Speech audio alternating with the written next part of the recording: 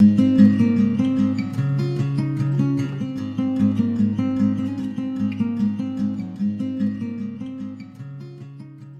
Erin Lawler-Patterson, the Goodness Chick. I'm a podcaster, motivational speaker, author, counselor, and proud part of the Mental Health News Radio Network. Join me on the journey of navigating the joys and pitfalls of life, addressing mental health, addiction, raising kids, and giving back. If it takes a village, then join me as one of those villagers. Villagers wanted. So I just recently, 2 days ago, returned back to the States, got back home after about 5 days in the UK. I was at a conference, my first experience at the ICAT Conference in London. 3 days kind of chock full of goodness, if you will. Attending workshops, networking, chatting with people from all walks of the globe, really just about mental health, about empowering one another, about treatment. And it kind of had me thinking about, after the fact, I'm just on a high, as are, the hundreds of other people who attended this, and on a professional and emotional level thinking, we need things like this in our lives as human beings. Being around people who are also passionate about what we're passionate about, being around people that make us feel good about ourselves and use positivity and encouragement, it goes far. Now, can we be exposed to this every day of our lives, 365 days out of the year? The likelihood is pretty much probably not, right? I know when it comes to a conference, I go to a number of them throughout the course of the year, but it's not every week, every week of my year, just not feasible. But I know internally something that's required for me, getting, the juices flowing, getting excited about not only what I do, but just about life. I have to put myself in the path of other people who are also passionate about life, excited and invested in helping other people, and are positive, right? That's a lot of different kind of combinations that you got going on there. But knowing what we require as human beings, okay, and I think positives is something that we require, absolutely hands down. We can benefit when we're around people who are passionate about things that we're passionate about. And so kind of making that a prerogative. And I know that can do some really amazing things in our lives. On the other end of it today, I had my guest today is Josh Dickson, who is a director of Resurface, a program that provides a week-long surf therapy retreat for trauma, for positive psychology and self-care. All of this is held in Morocco. The program really looks at how combining good vibes, forced mindfulness, and we're putting the brackets surfing, and individual and group therapy really creates a strong platform and lays the groundwork for therapeutic change. I think it is a dynamic program that, I just hold so much positive, so much substance, and so much potential when it comes to helping and improving quality of life and mindset for the people that have gone through the program. And it's examining really today kind of how non-conventional methods of therapy hold tremendous value and ability to foster change, right? It's something that's a little bit different. And I just think it's so cool. One of the things that Josh had mentioned, about the program where it's kind of being exposed to therapy when like time stands still. And I know as a surfer, it's like, you paddle out, you go out in the water. And for me, just to be in the water, it's this calm, it's this peace. You're out there and it's just calm. And it's getting your serotonin levels going. And it's, he goes into depth about goals, goal setting. And I think, as human beings, we need goals. As human beings, having opportunities where we're feeling that sense of time's frozen. I'm not having all these outside things that are just really kind of just chipping away at my not only sanity, but where I am, it's distracting, it's expending energy that doesn't need to be expended. And we all need different forms of positive therapeutic outlets in our lives. And so, on just kind of a standard platform here, thinking, well, you know what, surfing might not be my thing, right? Well, it's finding your thing. If you're, feeling, frazzled, overwhelmed, and this program at the end of it, you're like, I've never surfed before, but man, I would be on board. I'd say absolutely check out the notes. I have the link below to this program. But really kind of what I want to convey very strongly here is finding things in our lives that we can find that interest, we find that pull, because life can be really intense and overwhelming at times. And so it's finding those outlets, right, that allow time to stand still, that allow us to smile, that allow us kind of that green light of taking life a little less seriously, right? We're all adults, we're listening to this here, and sometimes it's hard not to take life seriously. But taking a step back, and I think when we're very persistent and intentional with this and thinking, what am I interested in? What is it that when I'm doing this, I'm breathing, and time stands still, everything negative kind of just deflates.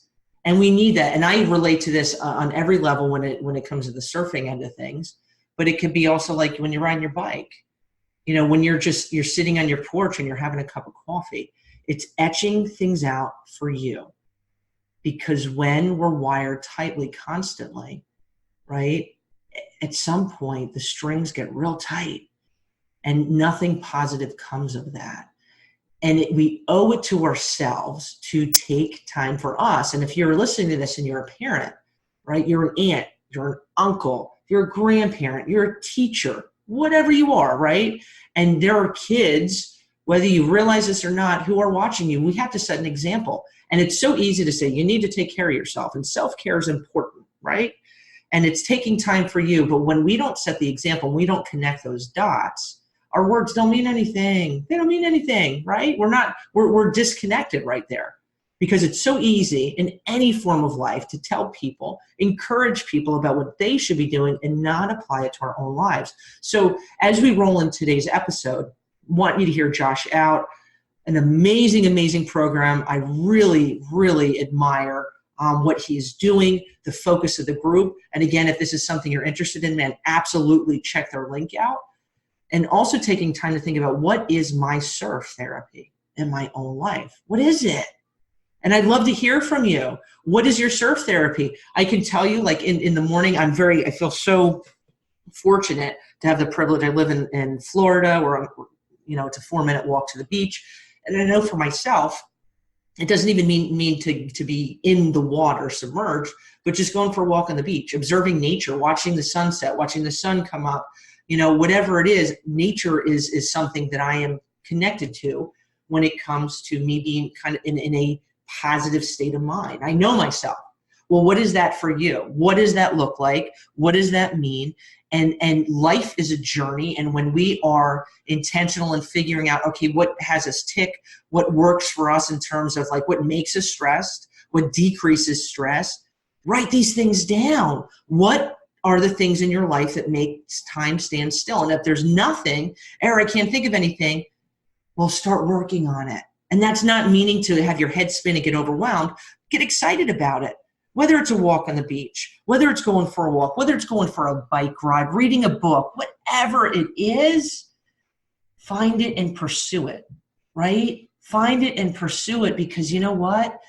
Nothing can make us change with that if we're not willing to pursue something that will benefit us, right? Someone could say, hey, why don't you come out with me to yoga? Why don't you, do this with me? We're going to go on, whatever, this kayak trip. Well, unless you take the step to try and check something out and pursue something different, nothing's going to change. And this is where it's so important to really kind of take that check-in every once in a while, like, where am I? What is it that time stands still? What is it in my life where, I'm in a good place? These goal setting, those little goals, because if we look at the big picture, sometimes our head can spin, we can feel like our head's going to explode. And it's saying, okay, what if I want to get to this point, what do I need to do to get there?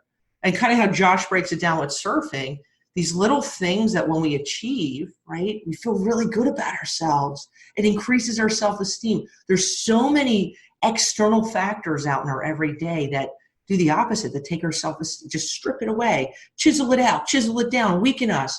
Well, it's doing the antithesis of that and having small goals that were like, wow, man, I did that. Wow, man, I achieved that goal, and I'm going to keep going. It kind of just puts, boom, a little bit of fire, a little bit of a kick. You need that. And if you don't have goal setting going on, boom, it's not too late to make it happen. It absolutely connects to the increase of our self-esteem. So I'm excited for you to listen to today's episode. Check it out. I hope you enjoy it. And I want to hear from you, right? Shoot me an email, private message. Let me know what it is, what are some of the small goals that you've been looking at? What are things that you have achieved? And what maybe goals do you have ahead of you that you're excited about? I want to hear from you. So thanks for tuning in. Get on the train here with the rest of the episode, and I hope you enjoy it, my friends.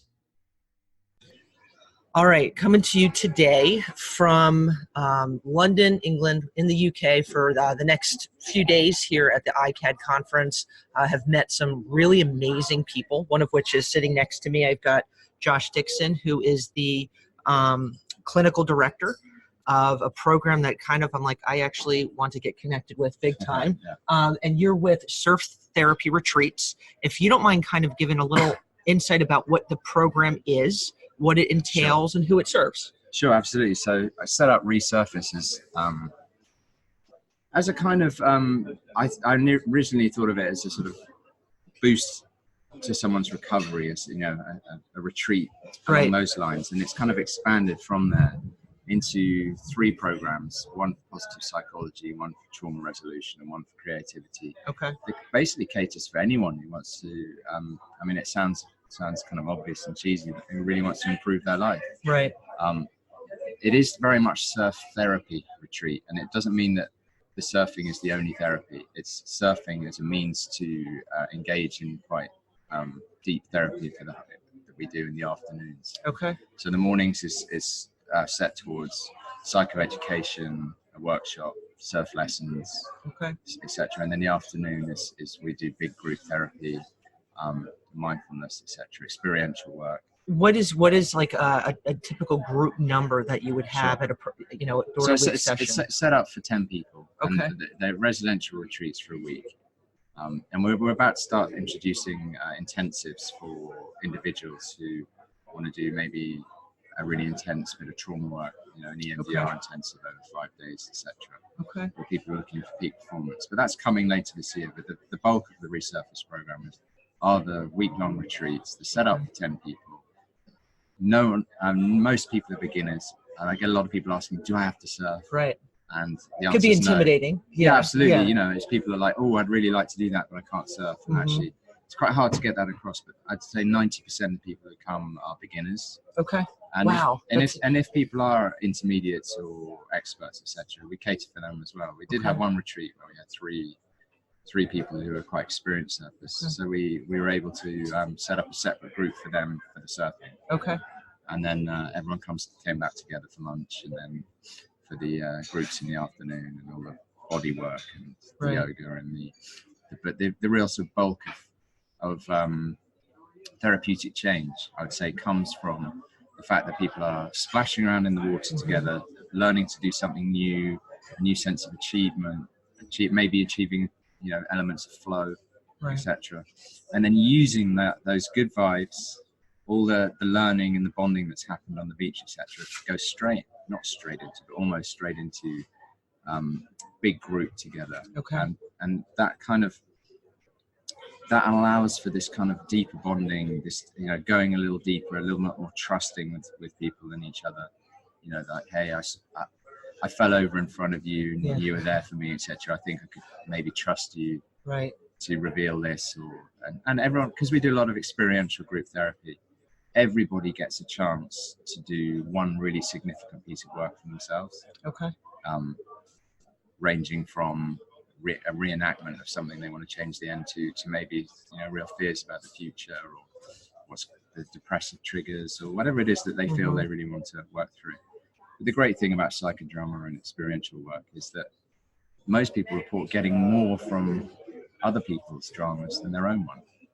They go, oh my God, that's exactly like how I am with my girlfriend, or my mum was just like that and I'd never seen it that way. Or, that's interesting. However, it's like accelerated deep, group therapy, and it's very cool, and people really respond well to it. And the reason I got into it is because I'd experienced that sort of thing myself and seen how powerful it is. Both the surfing, how powerful it is for myself, has been for myself, but also for a whole bunch of people I've known in recovery, etc. And seen how it sort of cemented themselves, helped them build whatever their concept of a higher power or something bigger than themselves. I call surfing forced mindfulness.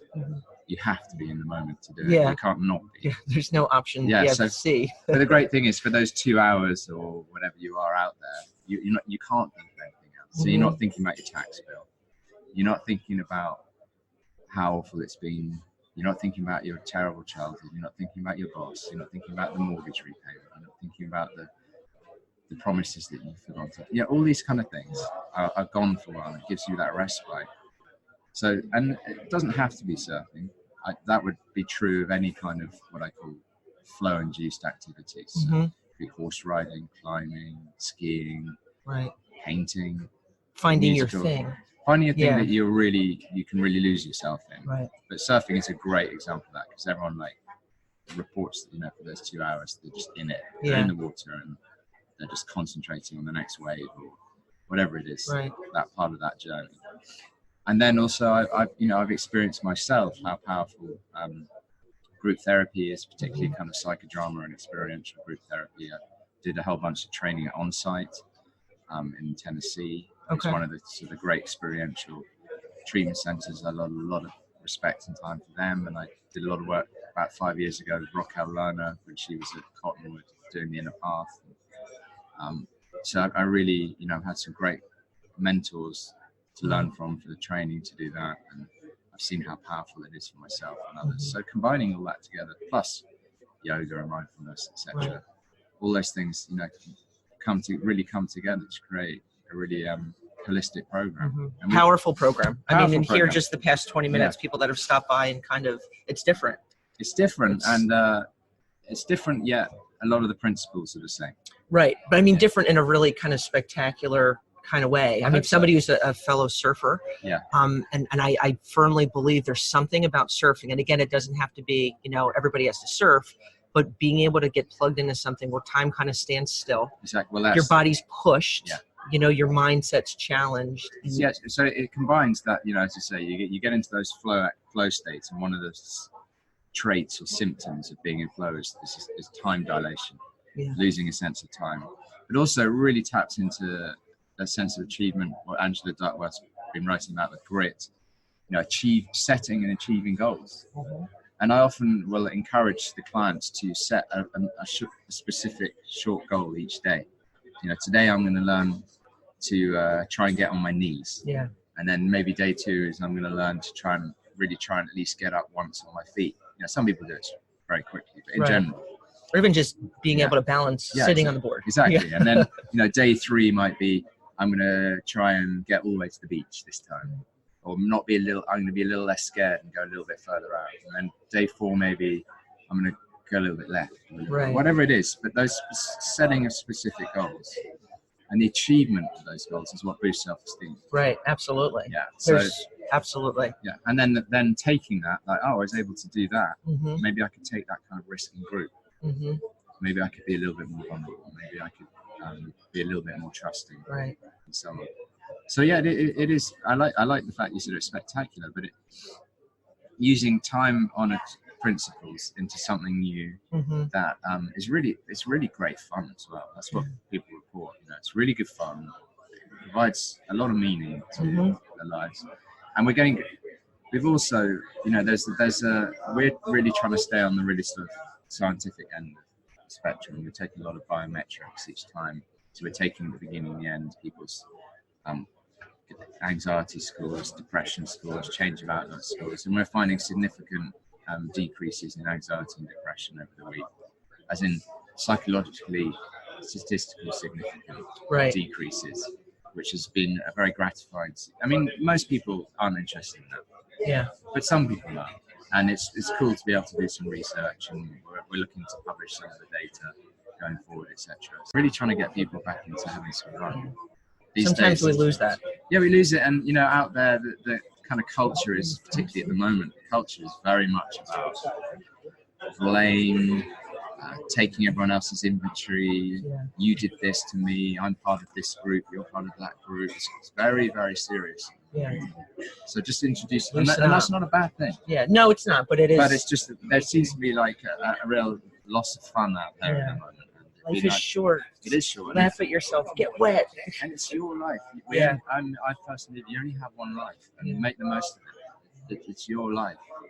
Have a great life, and do those things that are going to bring happiness and joy. Right. Because you do that, it's going to help others too. Absolutely. It has a snowball effect. So, Josh, I want to ask, if somebody is interested in checking your program out, where do they hop on? So to contact me either through the website, which is www.resurfaceuk.com, or you can find us on social media. Instagram, it's ResurfaceUK. Facebook, ResurfaceUK. All things ResurfaceUK. All things ResurfaceUK. Just give me a shout, and any means of communication there, and we can get a dialogue going and take things from there. All right. Thanks. I appreciate you joining me today. I want to say thanks to all who are listening and tuned in, and wishing you all, guys, peace, love, and goodness. If you enjoyed today's show, I encourage you to visit goodnesschick.com and sign up for my newsletter, providing insights and encouragement just for you. Thanks for listening, my friends.